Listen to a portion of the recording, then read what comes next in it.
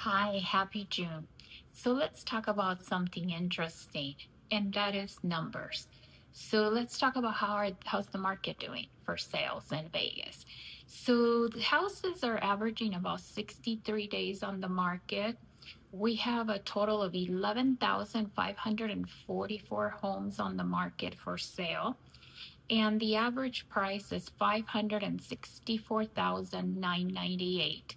Those numbers are courtesy of our friends at Stewart Title. Let me tell you a little bit about rents.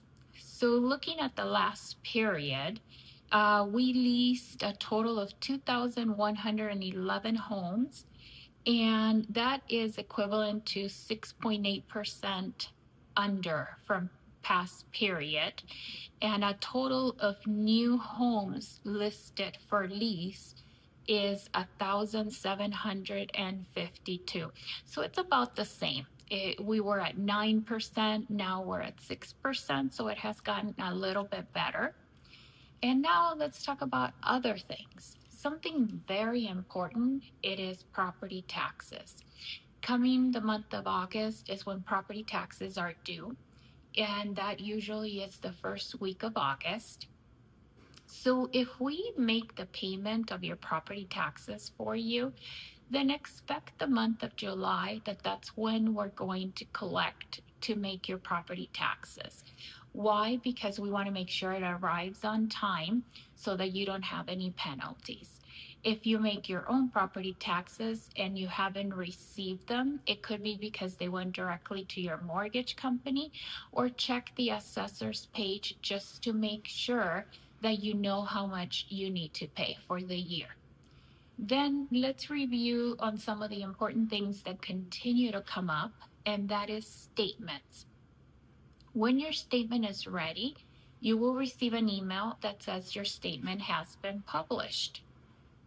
It's very important that at that time you review your statement so that if you have any questions, you can ask those questions. You can do that through chat, you can do that through the message, or you can send us an email and we'll try to answer your questions as quickly as possible.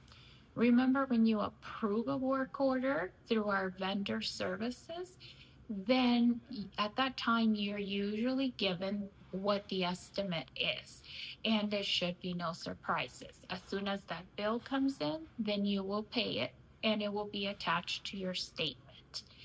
Most important is we are going into the summertime. We have not hit over 100 degrees yet, but we're getting very close.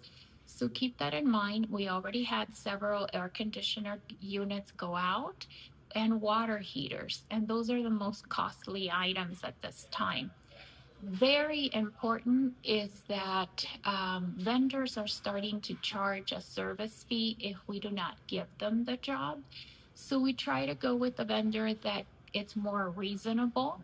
However, if we need to ask for 2 and 3 estimates, we'll definitely do that for you. But due to the gas prices and the economy, we're starting to see those charges if we don't use their services. And most important is, you know, these charges are continuing to come up because it's people's time and money that they have to pay their employees to go give us those estimates. So we're always looking for new vendors and trying to keep the costs down, but it's something that we cannot control at this moment. Remember your landlord handbook, it's on your file on your owner portal. We always update it every year. Continue to review it. It has the most important information. And remember, last year in October, the law had changed where you cannot charge the tenant for anything other than one number, the periodic rent, which is rent. So in the past, since last October, we continue to allow a lease that just was renewed to continue to separate the sewer and the trash, the solar panels, a pool service, all those things. We continue to allow them because we just renewed their lease. We didn't make any changes. However, we cannot do that anymore. There has there only has to be one number.